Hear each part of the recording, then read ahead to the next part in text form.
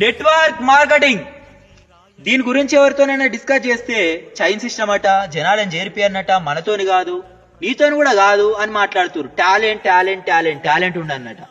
కంటి చూపు లేనోళ్ళతోనైంది, మాటలు రానోళ్ళతోనైంది, బస్ కండక్టర్తోనైంది, ఒక ఆయమ్మతోనైంది. అక్షర జ్ఞానం లేనోళ్ళు కూడా లక్షలు సంపాదిస్తూ ఉన్నారు.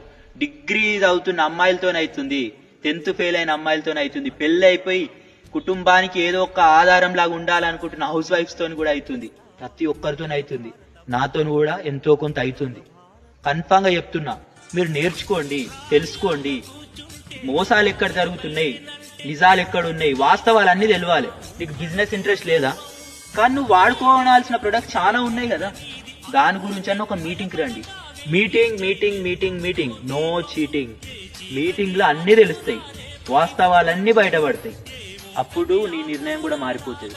నువ్వు మీటింగ్కి రావడానికి ఒక్కసారి ధైర్యం చేసి దా మీటింగ్కి, అన్నీ తెలుస్తాయి.